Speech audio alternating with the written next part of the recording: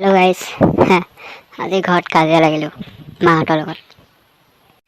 কাজিয়া মানে তেনেকুৱা কাজিয়া নহয় দিয়কচোন, ডাঙৰ সেই সৰু সুৰা কাজিয়া, তৰ্কাতৰ্কি। আমাৰ নিচিনা ডেকা ল'ৰা থকা ঘৰত এনেকুৱা কাজিয়া হৈয়ে থাকে চবৰে ঘৰতে। আজিকালি চিষ্টেমটো কি জানেনে? মাহঁতৰ মানে আমি তহঁতক পঢ়ালোঁ শুনালোঁ ডাঙৰ কৰিলোঁ, এতিয়া তহঁতে চাকৰি কৰ, চাকৰি কৰি আমাক খোৱাবি, তহঁতৰ ল'ৰা ছোৱালীক খোৱাবি, সেইটো চিষ্টেম। সেইবোৰ প্ৰব্লেম চবৰ মানুহৰ ঘৰত থাকেই দিয়কচোন। কিনো আৰু এতিয়া মাহঁতৰ লগত কাজিয়া কৰিব নাপায়, কিন্তু উপায় নাই দিয়কচোন। কেতিয়াবা এইবিলাক কিমান আৰু শুনিম ন একেটা কথাই। আৰে পঢ়ি শুনি চাকৰি এটা নাই পোৱা, আমি এতিয়া নিজৰ ভুলটো নহয় ন। যিমান পাৰোঁ সিমান এপ্লাই কৰিয়ে থাকোঁ ন চাকৰি। চৰকাৰী ওলায়, চৰকাৰী আজিকালি ওলায় 1500 2000 পোষ্ট ওলাব আৰু এপ্লাই কৰিব 3 লাখ 4 লাখ ল'ৰা ছোৱালী। তাৰ ভিতৰত বাকী 1500 2000 ল'ৰা ছোৱালীয়ে পালে, বাকীখিনিয়ে কি কৰিব? বাকীখিনিতো সদায়তো অকল চাকৰি পাম বুলি আশাতে এপ্লাই কৰি থাকিব নোৱাৰে ন। তাততো নিজৰ কিবা কিবি এটা থাকে, নিজৰ আশা কিবা এটা থাকে। সেইটো কথা বুজি নাপায়। মাহঁতৰ দিনত আগতে কি আছিলে, আগৰ দিনত চাকৰি পাবলৈ ইমান টান নাছিলে, বহুত ইজি আছিলে। ঘৰৰ পৰা মাতি লৈ যায় চাকৰি কৰিবলৈ, তই চাকৰি কৰিবি। কিন্তু আজিকালি ইমান ইজি নহয়, সেইটো কথা বুজি নাপায়। আজিকালি সমাজত এনেকুৱা এটা হৈছে, তোমাৰ ওচৰত যদি চাকৰি নাই তেতিয়াহ'লে তোমাৰ ওচৰত একো নাই। আব্দুল কালামে এনেকুৱা নাছিলে, যেতিয়ালৈকে মানুহ চাকৰিৰ পিছত দৌৰি থাকিব তেতিয়ালৈকে অকল চাকৰৰ সৃষ্টি হ'ব, মালিকৰ নহয়। মই চাকৰি কৰা লোকসকলৰ কথা বেয়াকৈ ক'বলৈ যোৱা নাই, তেওঁলোকক মই চাকৰি কৰা মানে চাকৰ বুলি ক'বলৈ যোৱা নাই। হ'লেও দিয়কচোন, মানুহৰ নিজৰ নিজৰ এটা চইচ থাকে ন।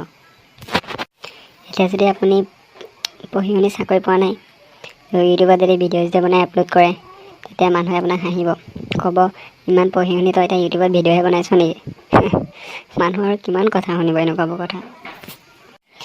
আজিকালি আপোনালোকে দেখিছেই ন, বহুত এক্সাম্পল আছেই মোৰ ঘৰত। পইচা দিব নোৱাৰিলে চাকৰি নাপায়।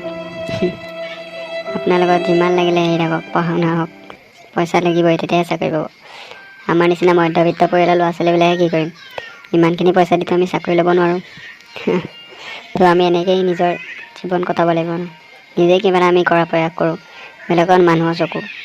আৰু মানুহৰ পৰা আজিকালি নিজৰ মতে একো কৰিব নোৱাৰে, সেইটো কাৰণে মানুহৰ কথা বাদ দি নিজে চলিব লাগিব।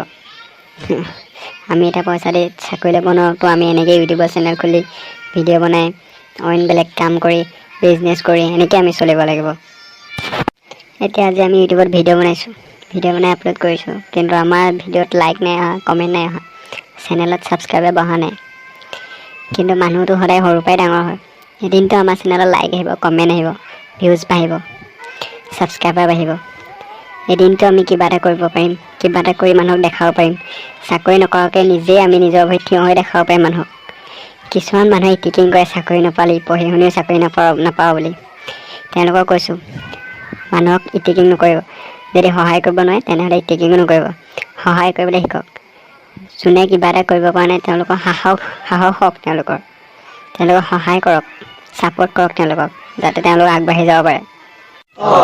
কিমাননো ক'ম আৰু, ক'বলৈতো বহুত কথা আছে। আজিকালিতো সমাজত এনেকুৱাবোৰ ঘটনা ঘটিয়ে থাকে, চব ডেকা ল'ৰাৰ লগতে। প্ৰত্যেকটো ডেকা ল'ৰাৰ জীৱনত এনেকুৱা এটা ঘটনা হয়। এদিন নহয় এদিন তেওঁ এনেকুৱা এটা বিপদৰ সন্মুখীন হ'বলগীয়া হয়, প্ৰত্যেকটো ডেকা ল'ৰা। ঠিক আছে দিয়ক, বাই বাই গাইজ। কথাখিনি ক'লোঁ, যদি কিবা ভুল কৈছোঁ তেনেহ'লে ক্ষমা কৰিব। আৰু যদি ভাল লাগে ভিডিঅ'টো তেনেহ'লে লাইক কৰিব, কমেণ্ট কৰি জনাব। আপোনালোকৰ কমেণ্ট পালে আমি বহুত উৎসাহ হওঁ, নতুন এটা ভিডিঅ' বনাবলৈ উৎসাহ পাওঁ। পাৰিলে চেনেলটো ছাবস্ক্ৰাইব কৰি দিব, যাতে আমি এনেদৰেই আগবাঢ়ি যাব পাৰোঁ। মিডল ক্লাছ ফেমিলি ল'ৰা হয়, চাকৰিলৈ আশা নকৰোঁ, এনেকৈ নিজৰ ভৰিত নিজে থিয় হ'ব বিচাৰোঁ। চেনেলটো ছাবস্ক্ৰাইব কৰি দিব, ধন্যবাদ।